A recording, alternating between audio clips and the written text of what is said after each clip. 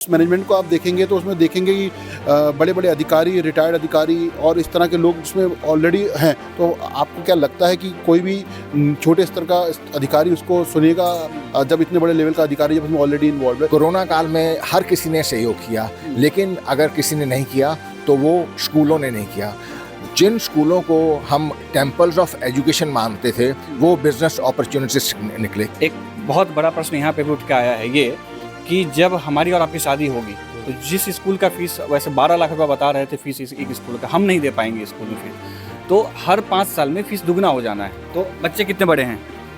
5 years की है। पढ़ाई कर रहे हैं? हाँ। तो कौन से स्कूल में? नोएडा में ही पढ़ रहे हैं? नोएडा में। कितना फीस जा रहा है अभी 8,000 उसका है मंथली। हाँ जी, अभी एडमिशन करवाया तो मैंने उसका 60,000 के आसपास कर दिया। ऐसी भी वीडियो सामने आए कि वो पब्लिकली जो है वो टीचर्स अनाउंस करते थे कि हाँ ये जो बच्चे हैं उन्होंने फीस नहीं दी इसलिए उनका नाम काटा जा रहा ये है। मानवाधिकार का कितना बड़ा हनन हो सकता है? किसी बच्चे के पेरेंट्स के बेइज्जत किया जा रहा है कि आपके पेरेंट्स ने स्कूल फीस नहीं दिया है। और दर्शकों को बता दीजिए सबसे महंगा स्कूल कितना है, क्योंकि हम समझ में आ सके जो नोएडा में लोग रह रहे हैं उनके बच्चों की एजुकेशन जो है किस हद तक महंगी होती जा रही है और शिक्षा से किस तरह से वंचित होते जा रहे हैं। लेकिन सरकारी स्कूल ही नहीं है यहाँ पे। केंद्रीय विद्यालय पूरे नोएडा में एक है, सैनिक स्कूल है नहीं, नवोदय विद्यालय है दादरी साइड में, यहाँ से लगभग 70 किलोमीटर की दूरी पे है। तो ये जो स्थिति बनी हुई है आखिर क्या कारण है कि नोएडा में सिर्फ प्राइवेट स्कूलों का जंजाल बनता चला जा रहा है? अगर मैं आपको कहूँ कि आपकी जो मेहनत की कमाई है कोई आपसे लूट रहा है और आपको पता भी नहीं चला, धीरे धीरे आपके जेब को दीमक की तरह खाया जा रहा है और आप खुशी खुशी अपना पैसा जो है अपनी मेहनत की कमाई का आप ऐसे ही देते जा रहे हैं और आपको अंदाजा तक नहीं है कि आपका पैसा जो है किस तरीके से बर्बाद हो रहा है।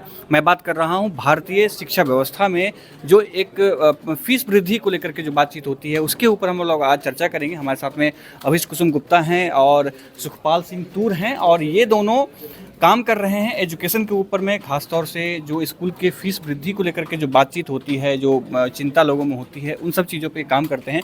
आज हम उन सभी पहलुओं पर बात करेंगे, उन सभी चीज़ों के ऊपर चर्चा करेंगे जिससे आपको ये पता चल जाएगा कि आप किस तरीके से लूटे जा रहे हैं। पहला प्रश्न होगा सुखपाल भाई आपसे कि स्कूल जो फीस की वृद्धि को लेकर के अभी आप लोगों ने जो 15% की फीस वृद्धि जो हुई थी कोरोना समय में उसके ऊपर जो काम किया था और अभी आप लड़ रहे हैं उस बारे में बता दीजिए दर्शकों को कि वो 15% वाला है क्या, फिर हम लोग अभिष भाई के पास में आएंगे। देखिए इसके दो पहलू हैं। एक तो जो यूपी फी रेगुलेशन एक्ट है जो 2018 में बना था उसमें हर साल स्कूल फ़ी वृद्धि का प्रावधान है जिसमें आप कह लीजिएगा कि 5% फ़ी वृद्धि प्लस कंज्यूमर प्राइस इंडेक्स जो है जो अलाउड है, जो तकरीबन हर साल जो है वो CPI बदलता रहता है। जैसे पिछले साल की अगर हम बात करें तो तकरीबन 10 पॉइंट अपना 36 के आसपास जो है वो फ़ी वृद्धि हुई थी। अब पेरेंट्स की जो है सबसे बड़ी चिंता ये है कि अगर हर साल जो है वो 10-11% फीस जो है वो बढ़ती रहेगी, उसके साथ जो है वो स्कूलों ने एक नया हथकंडा अपनाया है कि वो प्राइमरी, मिडिल और अपर प्राइमरी, मिडिल और सीनियर के जो है वो अलग अलग उन्होंने जो है उसके ग्रुप बनाए हुए हैं कि जैसे अपना नर्सरी तक एक फ़ीस का स्ट्रक्चर है, उसके बाद फर्स्ट से लेकर 5th तक अलग हो गया, फिर 6 से लेकर 8 तक अलग हो गया। तो इसी हिसाब से अगर हर साल 10-11% फीस बढ़ेगी और उसके बाद जो है ये स्ट्रक्चर के हिसाब से भी चेंज होगा तो आप अंदाज़ा लगा लीजिएगा कि कंपाउंडिंग के हिसाब से हर 5-6 साल बाद जो है आपकी फ़ीस जो है वो डबल हो जाएगी। डबल हो जाएगी। हाँ, मतलब हर साल जो एजुकेशन का जो महंगा होता चला जाएगा, जो हम सरकार कहती है कि सस्ते से सस्ता एजुकेशन हम दिवा पाएँ वो कर पाना मुश्किल होगा। हाँ जी, उसके साथ साथ देखिए ये तो एक फ़ी वाला पार्ट हो गया। उसके साथ जो है जो बुक्स की बात कर रहे हैं, अगर आप देखिए कि आज की डेट में जो स्कूल जो है वो प्राइवेट स्कूल है वो पेरेंट्स को बाध्य करते हैं कि आप जो है वो बुक सेट जो है वो प्राइवेट पब्लिकेशंस का जो है वो आप स्कूल से ही लीजिए। वो जो सेट जो है अगर हम 4th या 5वीं क्लास की बात करें वो सेट जो है वो आमतौर पे 8-10 हज़ार रुपये का आता है और वहीं जो NCERT की बुक्स हैं वो आपको, अगर मैं 9वीं कक्षा की बात करूं तो आपको NCERT की बुक्स हैं वो 1000 रुपये में मिल जाती हैं। इसके साथ साथ बात यही ख़त्म नहीं होती, उसके साथ जो है जो ड्रेस है, ड्रेस के ऊपर भी है वो मनमाने जो है वो चार्जेस लिए जाते हैं। अभी जो है जैसे हमने यूपी सरकार की बात करें तो उन्होंने डीबीटी के सहित एक स्कीम लागू की है जिसमें वो 1200 रुपये जो है वो मोज़े, अपना ड्रेस हो गया, बैग के हिसाब से जो है वो सरकारी स्कूल के बच्चों को देते हैं। तो अंदाज़ा उन्होंने 2400 रुपये के आसपास आप लगा लीजिएगा, उन्होंने फ़िक्स किया है। अब आप ये लगाइएगा कि वहाँ पे जहाँ पर वो सरकार 2400 फिक्स कर रही है, स्कूल पेरेंट्स से वो 8 से 10% चार्ज करता है। और बात यहीं ख़त्म नहीं होती, समय समय पे कोई एनुअल चार्ज हो, एनुअल फंक्शन हो गया, कोई और फंक्शन हो गया, कोई ट्रिप हो गया या ये हो गया, तो उसके चार्जेस भी बना दिए जाते हैं। तो अभिष भाई, आप जा चुके हैं, हाई कोर्ट जा चुके हैं, सुप्रीम कोर्ट जा चुके हैं, तो फीस वृद्धि को लेकर के और जो ये जो आता है कि दुकान की तरह काम कर रहे हैं, जो अपॉर्चुनिटी जैसे किराने की दुकान होती है, स्कूल वैसे काम का, आपको स्कूल का ड्रेस वही लेना है, कॉपी पेन वही लेना है, खाना पीना वही लेना है, तो इस तरीके से तो सुप्रीम कोर्ट ने क्या कहा था, हाई कोर्ट ने क्या कहा था? तो जब हम हाई कोर्ट पहली बार गए थे तो हाई कोर्ट ने हमसे कहा कि चूंकि हमें निर्धारित नहीं कर पा रहे कि आप किस तरह से इससे अफेक्टेड हो, तो हम इस केस को नहीं सुन सकते। इस बात को लेकर हमने एक स्पेशल लीव पिटीशन संविधान की धारा आर्टिकल 132 के अंदर सर्वोच्च न्यायालय में डाली थी। तो उन्होंने हमें एक आज़ादी दी कि ठीक है, आप एक रिव्यू पिटीशन डाल दीजिए हाई कोर्ट में और उसके बाद आपकी सुनवाई हो जाएगी। तो उसके बाद हमारी सुनवाई भी हुई। फिर अगेन उन्होंने कहा कि नहीं, हमें इसमें अभी भी हम निर्धारित नहीं कर पा रहे, जबकि हमने सारी डिटेल्स दी थी माननीय इलाहाबाद उच्चतम न्यायालय में, हमने सारी डिटेल्स दी थी, पर उन्होंने नहीं माना। तो उसको लेकर हम दोबारा से सर्वोच्च न्यायालय जा रहे हैं और ये सुनिश्चित करना चाहते हैं कि जो चीज़ें हमने मांगी हैं, जो कि एज पर द लॉ है, एक्ट कानून, जिसको स्कूल फॉलो नहीं कर रहे वो फॉलो करें। तो हम इस तरह की लेके सर्वोच्च न्यायालय में एक स्पेशली पिटीशन फिर से डाल रहे हैं और उम्मीद करते हैं कि सर्वोच्च न्यायालय में इस बार हमें या हमारे जितने भी भाई बंधु हैं उनको न्याय मिलेगा इस विषय में। तो इस पे ऐसा आखिर क्यों होता है कि स्कूल वालों की इतनी ज़बरदस्ती कैसे चल रही है कि स्कूल वाले सुप्रीम कोर्ट की बात नहीं मान रहे, हाई कोर्ट की बात नहीं मान रहे, जो डिस्ट्रिक्ट एजुकेशन ऑफिसर्स होते हैं उनके जो आदेश आते हैं, जो डीएम की तरफ से आदेश आते हैं, जो सुखपाल भाई वाला जो मामला था जिसमें 15% की स्कूल वृद्धि, फीस वृद्धि को लेकर के जो बात हुई थी, उसमें डीएम ने आदेश भी दिया, लेकिन फिर भी लगभग 6-7 महीने हो चुके, फरवरी का मामला है वो, अभी तक नहीं हो पाया। तो ऐसा क्या है जिस वजह से स्कूल इतने निरंकुश होते चले जा रहे हैं? आप इस पर किस तरीके से देखते हैं? देखिए, DIOS का जो ऑफिस है वो अपना काम ठीक से नहीं कर रहा है। इनफैक्ट वो स्कूल का प्रतिनिधि के रूप में काम कर रहा है। और अगर हम देखें स्कूल के मैनेजमेंट में जितने भी लोग हैं, जो स्कूल का मैनेजमेंट होता है, किसी भी स्कूल का मैनेजमेंट होता है, तो अगर उस मैनेजमेंट को आप देखेंगे तो उसमें देखेंगे कि बड़े बड़े अधिकारी, रिटायर्ड अधिकारी और इस तरह के लोग जिसमें ऑलरेडी हैं। तो आपको क्या लगता है कि कोई भी छोटे स्तर का अधिकारी उसको सुनेगा जब इतने बड़े लेवल का अधिकारी जब उसमें ऑलरेडी इन्वॉल्व है? तो ये एक बहुत बड़ी दिक्कत है और ये इसी वजह से ये है कि ये कहीं पर भी इसकी सुनवाई नहीं की जा रही है, ना सुनवाई करने की कोशिश की जा रही है। तो स्कूल से अभी आप लोगों ने संपर्क कभी किया, इस बारे में बात हुई है किसी स्कूल से? हालांकि नोएडा से ही बात करें तो नोएडा के किसी स्कूल से बात हुई इस मामले में आपकी? हमने करीब 8 स्कूलों की बैलेंस शीट मांगी थी एज पर द रोल जो लॉ है, जो यूपी फी रेगुलेशन एक्ट है प्राइवेट स्कूल्स के लिए, इंडिपेंडेंट स्कूल्स के लिए। हमने 8 स्कूलों की बैलेंस शीट मांगी थी। हमें 52 मेल डालने के बाद भी, जो कि हमने माननीय न्यायालयों में भी इसका जिक्र किया है कि एक बार भी हमको उस पर किसी भी स्कूल की बैलेंस शीट नहीं मिली। वो कह रहे हैं कि आप स्कूल के पास चले जाइए, उनसे मांग लीजिए। तो अब इस बात को निर्धारित स्कूल करेगा या प्रशासन करेगा कि वो बैलेंस शीट दें। हमने तो मांगी, वो तो सीसीड है ऑलरेडी, हमारी मेल में वो सीसीड हैं, लेकिन उसके बाद भी ना तो स्कूल ने और ना ही DIOS ने कोई एक्शन लिया है। तो और उसके बाद जब हमने DM से शिकायत की तो DM ने एक लेटर इशू करवा दिया, लेकिन उसको भी 2 साल हो चुके, फर्दर कोई एक्शन नहीं हुआ है। तो आप देख सकते हैं कि स्कूल किस तरह से प्रशासन पे हावी हो चुके हैं। कट टू हम सुखपाल भाई के पास में आएंगे। सुखपाल भाई, आपने जो 15% वाला जो अभी कल परसों आप DM से भी मिल के आए थे, मनीष वर्मा गौतम बुद्ध नगर DM है, तो उनसे क्या बात हुई 15% लेकर? क्योंकि ये जबकि आदेश आ चुका था हाई कोर्ट का भी कि भाई देना है आपको 15%, या तो वापस करिए या तो आप अगले वाले फीस में मेंटेन कीजिए। तो क्या बात हुई थी, क्या रहा? देखिए, थोड़ा सा मैं आपको उससे पीछे लेने जाऊंगा। जब कोविड आया, कोरोना काल आया है, तो सबके सामने है कि पेरेंट्स की स्थिति कितनी दयनीय हो गई थी। क्या एक पेरेंट जो है अपने बच्चे को एक स्कूल में जो है वो तकरीबन 10 से 12 साल पढ़ाता है और स्कूल जो भी फीस कहता है आदर सत्कार सहित जो है वो स्कूल को दे देते हैं। कोरोना काल में हर किसी ने सहयोग किया, लेकिन अगर किसी ने नहीं किया तो वो स्कूलों ने नहीं किया। जिन स्कूलों को हम टेम्पल्स ऑफ एजुकेशन मानते थे वो बिजनेस अपॉर्चुनिटीज निकले। किस तरीके से सरकार की तरफ से आदेश आ गया था कि आप पेरेंट्स को कुछ रिबेट दीजिएगा। उसके बावजूद भी कुछ गिनती चुनती के जो है 2-4 स्कूल जो हैं वो दिए। अगर हम गौतम बुद्ध नगर की बात करें 350-400 स्कूल हैं, सिर्फ 2-3 ही स्कूल आगे आए। उसके बाद जो माननीय इलाहाबाद हाई कोर्ट है, उन्होंने 6 जनवरी को आदेश दे दिया कि 15% जो कोविड काल में, कोरोना काल में फ़ी ली गई है, वो स्कूल जो है या तो वापस करें जिनके बच्चे छूट गए हैं, या उसको जो है वो एडजस्ट करें।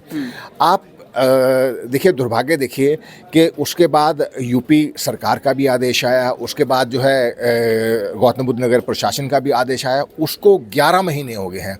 11 महीने के बावजूद भी जो है 350 गौतम बुद्ध नगर में स्कूल हैं। सिर्फ 70 स्कूलों ने ही अभी एक अनुपालन करने के लिए लिखित रूप में जो प्रशासन को दिया है। अब वो 70 स्कूलों ने भी कितना वो किया है, वो एक प्रश्न वाला बात है। लेकिन फिर भी अगर हम मान लें कि 70 स्कूलों ने किया है, तो फिर भी आप लगा लीजिएगा कि 80% स्कूल ऐसे हैं जिन्होंने जो हाई कोर्ट का आदेश है, उसके बाद सुप्रीम कोर्ट में भी एक SLP दायर की गई। उस एप्लीकेशन, उस SLP में भी स्कूलों को, सिर्फ 3 स्कूलों को जो है उसके ऊपर रिलीफ मिला, जिसमें गौतम बुद्ध नगर का कोई स्कूल नहीं है। उनको जब वहाँ से रिलीफ नहीं मिली, उसके बावजूद भी अभी स्कूल आनाकानी कर रहे हैं। तो हम ये जानना चाह रहे हैं कि क्या स्कूल जो है, उत्तर प्रदेश सरकार हो गया, इलाहाबाद हाई कोर्ट हो गया, ऑनरेबल सुप्रीम कोर्ट हो गया, क्या स्कूल इन सबसे ऊपर हैं? अभी जो हमारी DM साहब से मुलाकात हुई, उसके बाद जो DIOS साहब हैं उनसे भी मुलाकात हुई, तो उन्होंने बोला कि उन्होंने एक पत्र जो है CBSE के रीजनल ऑफिस को लिखा है। अब उससे पहले भी जो है, अगर देखें कि गौतम बुद्ध नगर जिला विद्यालय निरीक्षक द्वारा जो है 25 फरवरी को एक सूचना जारी की गई। उसके बाद उत्तर प्रदेश सरकार ने 16 फरवरी को लिखा। फिर गौतम बुद्ध नगर जिला विद्यालय निरीक्षक ने 15 अप्रैल को लिखा गया। फिर जिला निरीक्षक द्वारा 18 अप्रैल को फिर एक कारण बताओ नोटिस दिया गया। फिर उसके बाद 24 अप्रैल को एक प्रेस रिलीज जारी किया गया, जिस पे 100 स्कूलों को, गौतम बुद्ध नगर के स्कूलों को 1-1 लाख की पेनल्टी लगी है। उस जो पेनल्टी का क्या हुआ, उसके साथ वो सुप्रीम कोर्ट चले गए थे इस मामले को लेकर। देखिए, वो उसमें कुछ स्कूल गए थे। उसमें जो है, जो स्कूल गए थे, उसमें जो एप्लीकेशन जो SLP दायर की गई थी, उसमें SLP में वो उन्होंने, सुप्रीम कोर्ट ने वो पूछा उनसे कि आप 4 साल की बैलेंस शीट, वो प्रॉफिट एंड लॉस को दाखिल कीजिएगा। उस टाइम में जो कोविड की टाइम आप बोल रहे हैं कि आपका खर्चा हुआ, टीचर व स्टाफ सैलरी का विवरण दीजिएगा कि कितनी कमी की गई। उसके इस दौरान प्रतिदिन जो खर्चे हुए हैं उसका विवरण दीजिए और उसमें कितनी कमी हुई। और साथ में जो वो स्टे था, वो केवल जो विद्यार्थी जो छोड़ चुके हैं उनके लिए था। लेकिन वो उसका जो नरेटिव जो है वो गलत हो गया। उसमें ये लग गया कि सुप्रीम कोर्ट में स्टे किया गया। अब आप देखिए, इस सुप्रीम कोर्ट के आदेश के बाद भी सिर्फ 3 स्कूल जो है आगे आए, जिन्होंने आकर ये जो चीज़ दी। यानी क्लियर है कि स्कूलों की जो बैलेंस शीट है, ये स्कूलों का जो ये दावा था कि उनके खर्चे हुए, उसमें ट्रांसपेरेंसी नहीं है, उसमें कुछ घपलाबाजी है। मैं एक बात दर्शकों को बता दूं कि स्कूल जो 15% का जो फीस का वापस करने की जो बात है, वो कैसे उठी, उसका आधार ये है कि स्कूल ऑनलाइन थे। जब कोरोना का समय चल रहा था तो स्कूल ऑनलाइन थे, और ऑनलाइन के दौरान आपकी बिजली खर्च नहीं हुआ, आपके स्टाफ की कटौती हुई, आपके प्रेमिसेस में गेम्स के जो चीज़ें होती हैं, बहुत सारी ऐसी कटौतियाँ हुई। उसके बाद भी, उसके अलावा भी स्कूल फीस ने बहुत ज़्यादा, पूरा जो फीस होता है उसके आधार पे मांगा गया था फीस, और लोगों ने दिया भी था। यही आधार रहा है आपका? हाँ जी, देखिए, बड़ी क्लियर सी बात है। जो इंफ्रास्ट्रक्चर के एक्सपेंडिचर हैं, जैसे लैब चार्जेस हो गए, स्विमिंग पूल जो हो गया, लाइब्रेरी होगी, आपका जो ट्रांसपोर्ट हो गया, वो जो है यूज़ नहीं हुआ। टीचर्स जो हैं वो ऑनलाइन की, बहुत सारी टीचर्स की भी शिकायतें आई कि स्कूल ने जो है उनकी सैलरी कटौती निकाल दिया है, उनको जो है वो निकाल दिया गया है। तो जहाँ इतने खर्चे जो है वो कम हुए हैं, और दूसरी तरफ जो है एक सहानुभूति के नाते जो है सरकार ने भी एक आदेश दिया था। उसके बाद जो है एक स्पेशल रेजोल्यूशन पास हुआ था, जिसमें अपना यूपी गवर्नर की तरफ से यूपी फ़ी रेगुलेशन एक्ट में चेंजेस किए गए थे कि 2 साल के लिए फ़ीस वृद्धि नहीं होगी। फ़ीस वृद्धि नहीं हुई, लेकिन उसके साथ साथ जो पेरेंट्स एक छूट मांग रहे थे वो नहीं गया। उसके बाद और जो पीड़ा वाली बात रही, दुख की बात रही कि स्कूलों ने जो पेरेंट्स जो अभी अभिभावक फीस नहीं जमा कर रहे थे, उनके साथ छात्रों को मानसिक पीड़ा देते हुए उनकी क्लासेस जो है वो बंद की गई। ऐसे भी वीडियो सामने आए कि वो पब्लिकली जो है वो टीचर्स अनाउंस करते थे कि हाँ ये जो बच्चे हैं उन्होंने फीस नहीं दी इसलिए उनका नाम काटा जा रहा ये है। मानवाधिकार का कितना बड़ा हनन हो सकता है, किसी बच्चे के पेरेंट्स के बेइज्जत किया जा रहा है कि आपके पेरेंट्स ने स्कूल फीस नहीं दिया है। आप ये देखिएगा कि उस बच्चे के ऊपर जो है वो क्या मानसिक स्थिति रहेगी, क्या बीत रही होगी कि जिसके ऊपर जो है जो स्कूल जो है जो विद्या का मंदिर है जिससे उसको शिक्षा मिली है, मात्र महज कुछ महीनों की फीस के लिए उन्होंने इतना ज़्यादा जो है उसके किया। मैं अगर आपको खुद की उदाहरण की बात करूं, मेरे साथ भी जो है वो दिक्कत रही। मैंने भी जब स्कूल को आग्रह किया और स्कूल को जो है वो उत्तर प्रदेश सरकार का आदेश दिखाया और राइट टू एजुकेशन एक्ट के बारे में भी उनको बताया कि इसमें भी जो है आप किसी कारण भी जो है आप बच्चों को शिक्षा से वंचित नहीं कर सकते। तो मेरे बच्चे को स्कूल से निकाल दिया गया। मैंने जिला प्रशासन के सामने आग्रह किया, उनको भी रिक्वेस्ट किया, लेकिन कहीं सुनवाई नहीं हुई। जब कोई सुनवाई नहीं हुई तो मैंने जो माननीय मंत्री स्मृति ईरानी जी हैं उनके ऑफिस में national commission for protection of child rights, वहाँ उनको लिखा। फिर उन्होंने जो है डीएम साहब को गौतम बुद्ध नगर को लिखा, तो फिर जाकर एक्शन लिया गया। लेकिन फिर भी आप यकीन मानिए मेरे को 8-10 चक्कर लगाने पड़े, फिर जाकर जो है कहीं से जाकर जो है वो कुछ रिलीफ हुआ। तो मेरा सरकार से यही आग्रह है, आवेदन है कि आप ये देखिए कि सर ये जो सिस्टम जो है जो इतना वो हो गया है, हमें जो है जो डबल इंजन सरकार है उससे बहुत उम्मीदें हैं। सेंटर में भी जो है वो सरकार बीजेपी की है, यहाँ पर भी जो है वो बीजेपी की है। और माननीय मुख्यमंत्री योगी जी जो है उन्होंने बहुत आश्वासन दिया और हमने भी बहुत उम्मीद के साथ उनको वेट किया, उनको वोट दिया। लेकिन जिस तरीके से ये स्कूल जो है अपने आप को सारे सिस्टम से बड़ा साबित कर रहे हैं, ये एक बहुत बड़ा प्रश्न खड़ा करता है और हमारी जो सरकार के प्रति जो विश्वास है उसको कम करता है। अच्छा अभिष भाई, आपसे अगला प्रश्न आपसे रहेगा कि एक तो स्कूल मैनेजमेंट की बात हम करते हैं, तो क्या कभी मैनेजमेंट से बात हुई है आपकी कि स्कूल फीस रिलेटेड या जो भी दिक्कतें आती हैं, जैसे सुखपाल भाई ने बहुत सारे उदाहरण दिए, तो क्या कभी मैनेजमेंट से बात हुई है? मैनेजमेंट से क्या चर्चा होती है? तो हमें मैनेजमेंट ने बुलाया था, चेयरपर्सन ने उस टाइम पे हमारे बच्चों के स्कूल के बुलाया था। उन्होंने कहा था ठीक है हम आपके लिए कुछ कंसिडर कर सकते हैं। तो हमने उनसे कहा नहीं, इसे हमारे लिए नहीं, अगर जब भी जो भी बात होगी सबके लिए होनी चाहिए, कोई इंडिविजुअल स्पेसिफिक बात नहीं कर रहे, क्योंकि जब अगर हम कोर्ट से भी आदेश लेके आते हैं तो सबके लिए लागू होगा। तो ये चीज़ बहुत इंपॉर्टेंट है। तो उन्होंने एक तरह से सेग्रीगेशन करने के इशू या यूनिटी तोड़ने की कोशिश करी, जिसको हमने नकार दिया। तो ये एक चीज़ मैं जानना चाहता हूँ, सुखपाल भाई ने बताया कि पूरे गौतम बुद्ध नगर जिला में लगभग 2 शहर, दर्शकों को बताना जरूरी है कि 2 शहर नोएडा और ग्रेटर नोएडा मुख्यतः हैं, बाकी ग्रामीण क्षेत्र हैं, और पूरे गौतम बुद्ध नगर में 350 स्कूल रजिस्टर्ड हैं। उसके अलावा आप ये प्राइवेट और जो सरकार से मान्यता प्राप्त है, और ये लिस्ट भी आप निकलवा सकते हैं, DIO की जो ऑफिस होती है वहाँ से आपको लिस्ट मिल जाता है।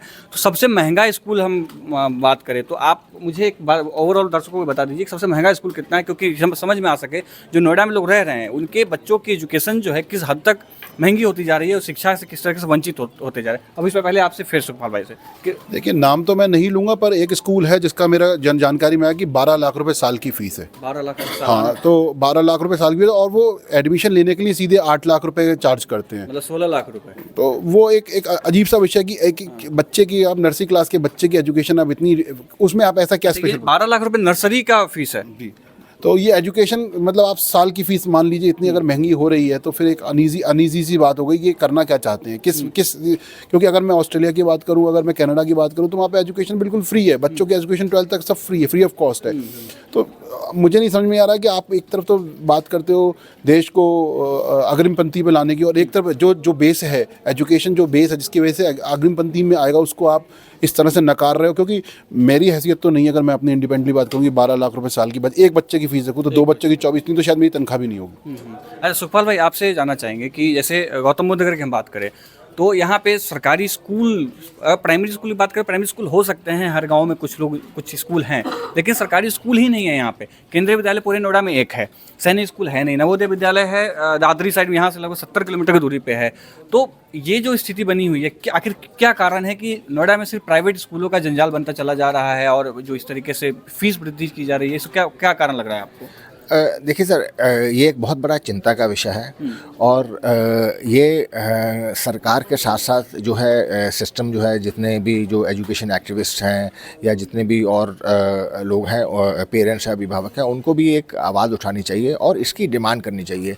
देखिए, ये बात मैं जैसे अभी फ़ीस की बात हो रही थी, तो आम तौर पर आप ये लगा लीजिएगा कि जैसे कुछ स्कूल की आपने बात की कि 10-10, 12-12 लाख रुपए की फ़ीस है। अगर मैं ऑन एवरेज की भी बात करूं तो आप 1.5 लाख तो आप पर ईयर आप एवरेज फ़ीस आप मान लीजिएगा। उसके बाद जो है आप ट्रांसपोर्ट की बात करिए, उसके बाद ड्रेस की बात करिए, उसके बाद स्टेशनरी की बात करिए, उसके बाद और भी बहुत सारे जो है वो मिसलेनियस चार्जेस हैं।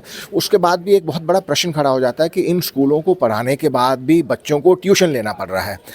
अब आप किसी से भी जो है आप अभिभावक से बात कर लीजिएगा। अगर आप 8वीं 9वीं 10वीं की बात करते हैं, स्पेशली जो बोर्ड क्लासेस स्टार्ट हो जाती हैं, तो जैसे किसी से भी आप बात कर लीजिएगा तो हर जो है वो पेरेंट जो है उसको ट्यूशन लेना पड़ रहा है।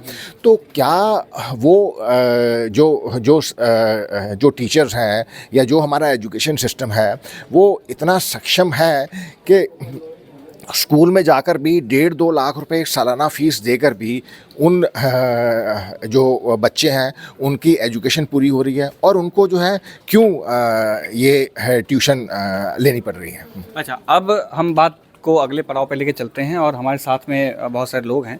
हम एक प्रश्न इन सब से भी लेंगे क्योंकि जो कवारे हैं उनकी शादियां होंगी, उनके बच्चे होंगे और जब नोएडा में रहेंगे तो जैसे आपने बताया कि हर साल लगभग 1.5 गुना 2 गुना के आसपास में फीस वृद्धि हो जा रही है।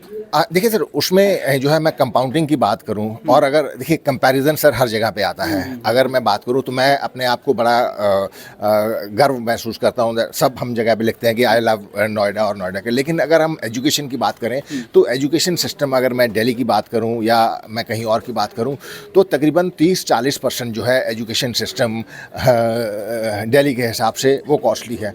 और जैसे मैंने पहले आपको बताया था कि जिस हिसाब से जो हर साल 10-11% फ़ीस बढ़ रही है, उसके बाद जो है अलग अलग जो है वो प्राइमरी, मिडिल और सीनियर के जो है उन्होंने ग्रुप्स बना रखे हैं। उस हिसाब से आप हर 5-6 साल में जो है फ़ीस आपकी जो है वो दुगनी हो रही है। उसके साथ आपको बच्चों को जो है वो ट्यूशन भी पढ़ाना पड़ रहा है। तो आप ये देख लीजिएगा कि एक आम आदमी जो है जिसके ऊपर जो है घर की EMI हो गई, ट्रांसपोर्ट के लिए जो है उसकी हो गया, और भी बहुत सारे जो है घर का खर्चा है, तो उसके लिए जो है एजुकेशन कितनी महंगी हो रही है।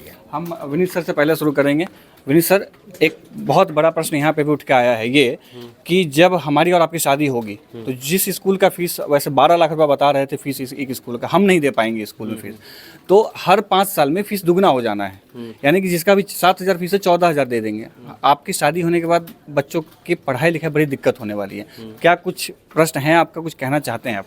नहीं, जब आदमी मतलब जाहिर सी बात है, जब भी आप लाइफ में एक बड़ा कदम लेने की सोचते हैं तो आप उससे पहले कैसा आप उसको पूरा प्लान करेंगे इसके बारे में भी सोचते हैं।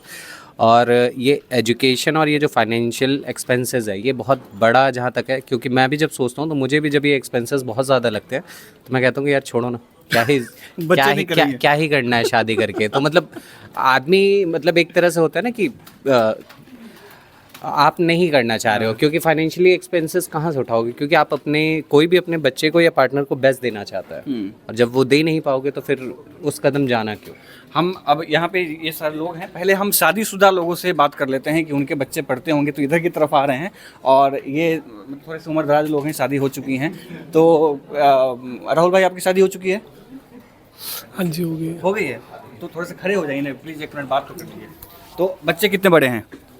5 इयर्स की है। पढ़ाई कर रहे हैं? हाँ। तो कौन से स्कूल में? नोएडा में ही पढ़ के? नोएडा में। कितना फीस जा रहा है? अभी 8,000 उसका है मंथली। हाँ जी, अभी एडमिशन करवाया तो मैंने उसका 60,000 के आसपास का पेमेंट करा। सुखपाल भाई, ये आपके लिए और आप दोनों के लिए कि 60,000 रुपया एडमिशन करवाया था। कौन सी क्लास में बच्चा है?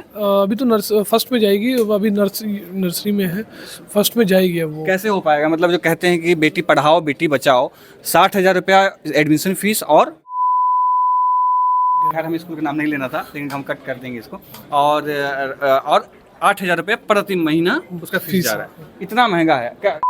कोई शिकायत विकायत रही है कभी? देखिए, हमने उस स्कूल के बाहर प्रदर्शन भी किया है और शायद ही कोई जो है वो जाना माना स्कूल बचा होगा जहाँ पर वो किया है। अब देखिए, अभी तो इन्होंने एडमिशन करा दिया, ठीक है। अभी इनको एक जो है एक स्कूल की तरफ से एक नोटिस आएगा जिसमें कहा जाएगा कि इनको जो क्रेयॉन्स जो हैं ड्राइंग वाले वो भी स्कूल वो भी स्कूल को लेने हैं, ठीक है। बुक भी जो है वो भी देनी है, और वही बुक जो है जो आप मार्केट से लेंगे तो अगर आपको वो 10 रुपए में मिलेगी तो वहाँ पे जो स्कूल से लेने से जो है वो आपको 12, 14, 15 रुपए की जो है वो जो है नोटिस आया है ऐसा आपके पास? नोटिस तो नहीं आया, बट हाँ रिक्वायरमेंट उन्होंने बताई है। बता दिया है कि भाई सर आपसे पूछें। नोटिस नहीं देते हैं, हाँ। लेकिन वो प्रेशर ऐसा बनाते हैं हाँ। कि आपको लेना ही पड़ेगा। आपका बच्चा कौन सी क्लास मेरे में सर पढ़ता अब तो छोटा वाला बेटा मेरा बोर्ड देगा 12वीं का इस है? बार। अच्छा, हाँ। कितने खर्चे अंदाजा कि स्कूल में पढ़ाने में पहले क्लास से लेकर अभी मैंने तक तो खैर ज़्यादा महंगा नहीं है, मेरा भी 3,500 रुपये जा रही है पर मंथ बच्चे की। महंगा है एजुकेशन। जब हम बात कर रहे हैं कि सस्ते एजुकेशन की, तो मैं नहीं, उतने मैं में तो उनके- कॉलेज पास हो जाता है। मैं मेरा उनके- कॉलेज खत्म हो गया था 3,000 महीने पे भाई। सर हम 60 रुपये 3 महीने की देते थे। मैं केंद्रीय विद्यालय से पढ़ा हूँ, 460 रुपए मुझे लगते थे 3 महीने में। फिर 12th में गया तो 1100 रुपए लगभग हुए थे, इतना हुआ मैं तो था। अपने टाइम में हमने 60 रुपये 3 महीने के दिए।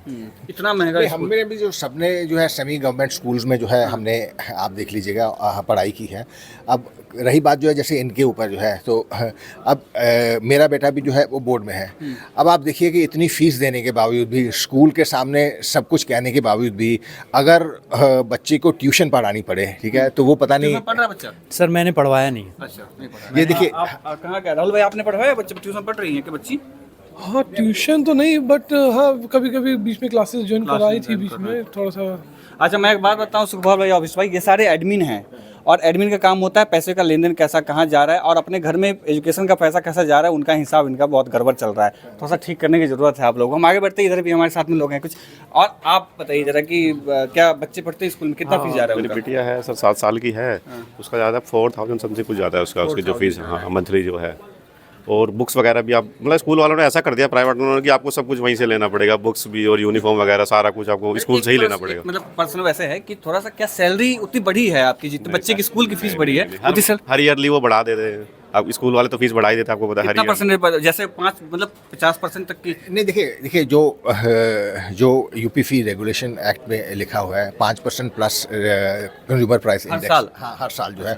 तो आप ये लगा लीजिएगा कि एक ब्लैंकेट अप्रूवल है कि आप तकरीबन 11%, 10, 11, 12% के हिसाब से जो है, ये कोविड का टाइम छोड़ दीजिएगा, वैसे आप इतनी फीस जो है वो फीस क्या सैलरी इतनी बढ़ी है? नहीं, सैलरी नहीं बढ़ी लेकिन फीस जरूर तो बढ़ी है। कैसे ऐसे चल पाएगा? दर्शकों को सोचने और चिंतन करने की बात है। कोविड में तो सैलरी आप लोगों ने देखा पहले 50% हो गई थी बहुत सी कंपनीज में, फिर 25% हो गई थी, ऐसा रहा है। और बहुत से लोगों को तो सैलरी मिली भी नहीं है। आपके बारे में बताइए, आपके बच्चे कितने बड़े? नहीं, अब तो फीस भी तो ये अलग अलग जगह से ले रही। बिल्डिंग फीस अलग है, अच्छा। स्पोर्ट फीस अलग है उनकी, बस की अलग है कर रहे हो तो आप कहीं बाहर ले जा रहे हो उसके अलग है। किताबें इतनी महंगी कर दी, इतनी तो वैसे भी नहीं है उनकी। अगर मार्केट रेट देखा जाए और वो खुद प्रोवाइड कराते कि वो स्कूल से ही लिया जाए, ये जबरदस्ती जबरदस्ती है ये मतलब देखिए, जो बुक्स की बात कर रहे हैं, जैसे सर का जो बेटा जो है वो बोर्ड में पढ़ता है, तो इन्होंने एनसीईआरटी की बुक्स ली गई होंगी है। तो सर से एक बार पूछिएगा कि सर आपकी एनसीईआरटी की जो बुक्स आपने ली हैं वो कितने की मिली थी आपको? एनसीईआरटी की बुक ली है आपने बच्चे के 10th के लिए? सर एनसीईआरटी की जो बाहर से ली हैं वो बोलते भी यही हैं कि भाई आप एनसीईआरटी की बाहर से ले लो, लेकिन वो प्रेशर डालते हैं कि जी इस राइटर की ले लो, इस ऑथर की ले लो। तो हमें एनसीईआरटी की होते हुए भी ज़बरदस्ती बाहर स्कूल से दूसरे ऑथर की लेनी पड़ी। अब हम कुछ कुंवारे लोगों से बात करें, उधर सारे कुंवारे बैठे हुए हैं और उनका भविष्य अभी तय होना है क्योंकि शादी होगी, बच्चे होंगे, फिर उसके बाद बच्चों को पढ़ाने की जो बात होती है।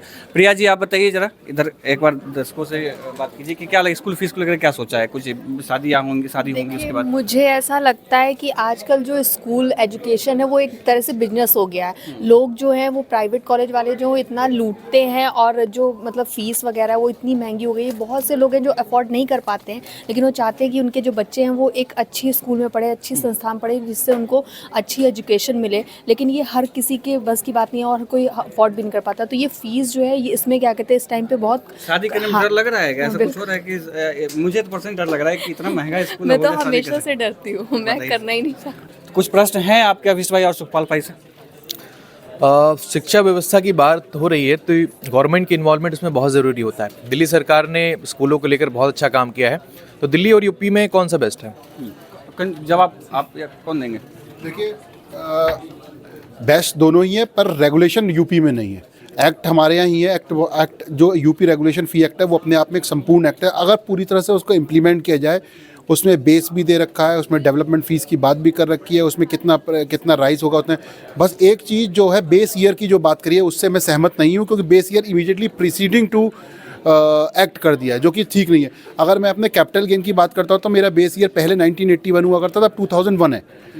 लेकिन यहाँ पे इमीडिएटली प्रीसीडिंग किया, क्योंकि उन्होंने जितनी फीस बढ़ानी थी ऑलरेडी उन्हें पता था एक्ट आ रहा है, तो 2008 ऐसा लगता है कि स्कूलों के कहने के बेसिस पर ही उस बेस को तैयार किया गया, जो immediately preceding 3 years of act है।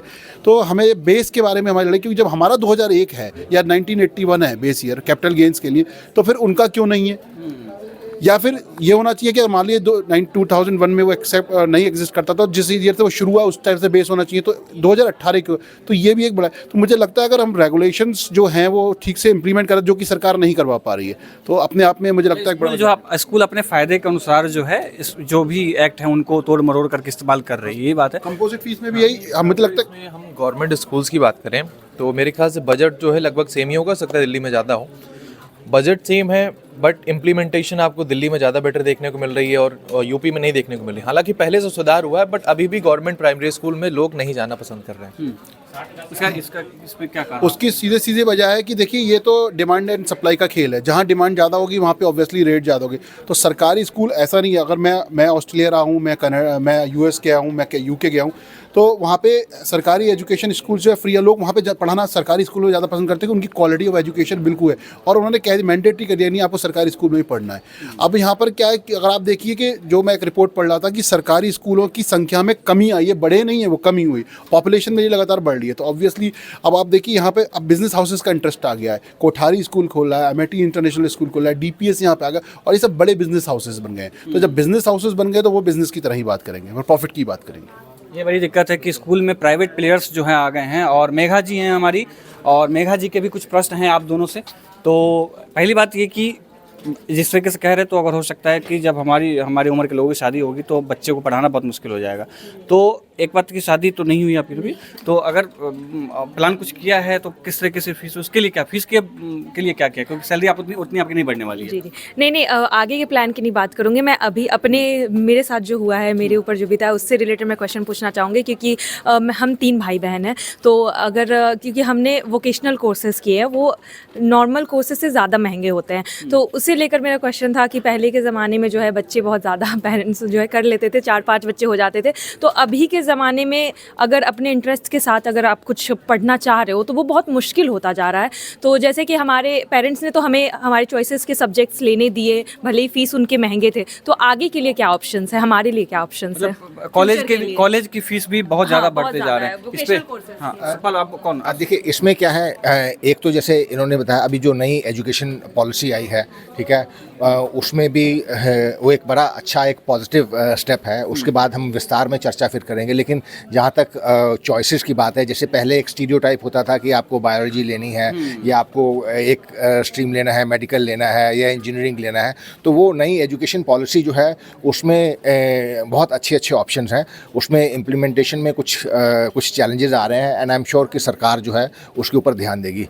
लेकिन अब जो इनका दूसरा प्रश्न है, जैसे फॉर एग्जांपल अगर मैं बात करता हूँ, मैंने अपना जो है पोस्ट ग्रेजुएशन इन मैनेजमेंट किया, तो आप लगा लीजिएगा कि वो कुछ हज़ार में हो गया। लेकिन आज की डेट में अगर मैं मेडिकल की मैं बात करूँ, ठीक है, अगर मैं पोस्ट ग्रेजुएट की बात करूँ या मैं डॉक्टर बनने की बात करूँ और प्राइवेट कॉलेज से, तो आप लगा लीजिएगा कि 50-60 लाख रुपये मांगना तो मामूली सी बात है।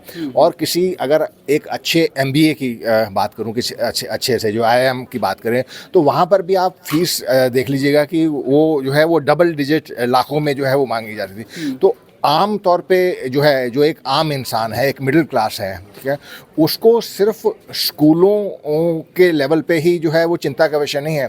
उससे बड़ा चिंता जो है, जैसे मैम ने बोला, हायर एजुकेशन का है। हायर एजुकेशन की जो कॉस्ट है पिछले कुछ सालों में जो है, जहाँ स्कूलों की जो है आप फ़ी कह लो कि आप 5-6 साल में, 7 साल में जो है वो डबल हो रही है। हायर एजुकेशन में तो आप अभी एक PG नीट में PG की बात हो रही थी, तो वहाँ पे जो है 1 करोड़ तक की बात हो रही थी। अब आप ये लगाइएगा कि अगर एक डॉक्टर जो है जो एक स्पेशलाइजेशन करता है और उसको 1 करोड़ की फीस देनी पड़ रही है, तो वो कमाएगा कहाँ से? कमाएगा आपसे और हमारे से, उसकी फ़ीस ज़्यादा होगी और पूरे का पूरा सिस्टम जो है वो ढांचा जो है वो हिलेगा। उसी हिसाब से जो है अगर आप इंजीनियरिंग की बात कर लें, उसी हिसाब से अगर आप MBA की बात कर लें, या कोई भी आप फैशन डिज़ाइनिंग में चले जाइए, क्योंकि सरकारी जो व्यवस्था है, सरकारी स्कूल हो गए या सरकारी एजुकेशनल जो है वो धीरे धीरे जो है वो ख़त्म होते जा रहे हैं। और स्कूल और जो है हायर एजुकेशन की लॉबी जो है, जो बिज़नेस अपॉर्चुनिटीज़ हैं या प्रोफेशनल्स हैं, उनको एक बहुत बड़ी अपॉर्चुनिटी दिख रही है और सिर्फ जो है वो वही जो है वो ग्रो कर रहे हैं। तो इनका मैम का जो प्रश्न जो है वो बहुत वैलिड है, सही है। और सरकार से, आपके चैनल के माध्यम से हम सरकार से यही आग्रह करेंगे कि जो है ठीक है प्राइवेटाइजेशन ज़रूरी है, लेकिन वो एक बैलेंस बना के चलना चाहिए कि जो प्राइवेट लेना चाहते हैं वो दे सकते हैं, आप उनको करिएगा, और जो सरकारी करना चाहते हैं वो आप उनको करिएगा। तो अब हम ख़त्म करते हैं। और जिस तरीके से अभिष भाई और सुखपाल भाई ने कहा कि ये जो व्यवस्था है प्राइवेटाइजेशन की, ये सिर्फ एक अभी की व्यवस्था नहीं है, ये पूरा का पूरा एक चक्र होता है। जैसे उदाहरण उन्होंने बताया कि अगर जो आदमी 1 करोड़ सालाना लगा के डॉक्टर बन रहा है, वो आपसे फीस महंगा जरूर लेगा। तो ये जो चर्चा है, ये सिर्फ चर्चा है, छोटे स्तर की बात नहीं है, बड़े विस्तृत रूप से हम इसको देख सकते हैं। और इसीलिए कहा गया है कि बच्चे 2 ही अच्छे हैं। और जिस तरह से हमारी चर्चा हुई है ना, उससे मुझे लग रहा है बच्चे ना ही हो तो अच्छे हो। तो अब इस तरीके की बातें जो हैं हम लगातार आपके पास लेके आते रहते हैं, ताकि आप अवेयर हो सके और आप समझ सकें कि किस तरीके की जो चीज़ें हैं, जो बातें हैं, जो एजुकेशन के फील्ड में हो या हेल्थ के फील्ड में हो, इस तरह की चीज़ें चल रही हैं। अगर इस वीडियो को आप यूट्यूब पे देख रहे हैं तो हमें सब्सक्राइब कीजिए, इंस्टा पे देख रहे हैं तो हमें फॉलो कीजिए, ट्विटर पे देख रहे हैं तो फॉलो कीजिए, और फेसबुक पे देख रहे हैं तो हमें लाइक कीजिए।